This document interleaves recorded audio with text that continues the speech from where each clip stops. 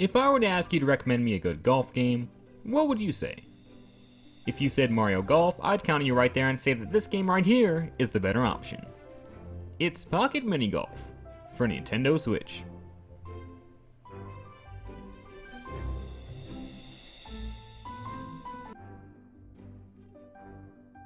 Released on March 20th, 2020 for the Nintendo Switch, Pocket Mini Golf hit the virtual shelves.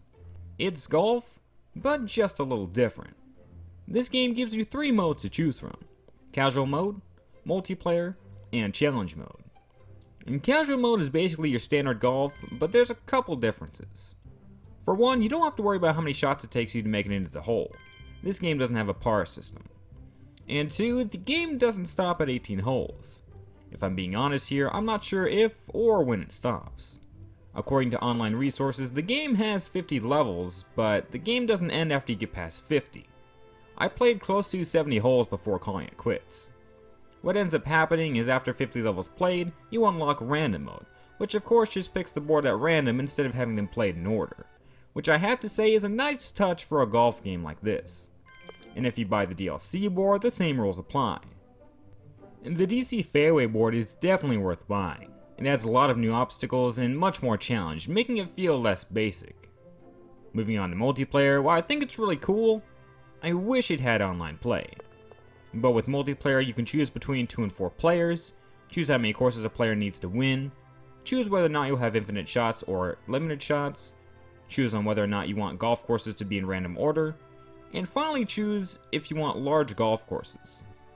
As you can see, they put quite a bit of thought into the multiplayer mode. But what I like most is the side-by-side boards. Now, I thought you'd have to take turns and pass the controller around, but as you can see, it is much more like a mini golf race. It's a neat design that works really well and makes it stand out. And finally, we have Challenge Mode. This mode is a high score mode, so that means you don't have infinite shots. You get 3 tries. If you miss all 3 shots, you have 2 options.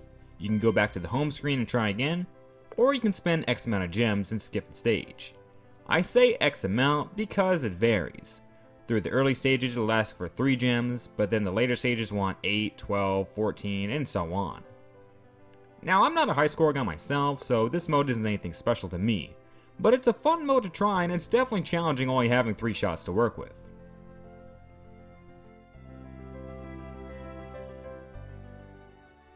Now, I've read the complaints about this game online. It's too basic, it's too simple, there's no innovation, there's no this, no that, blah blah blah.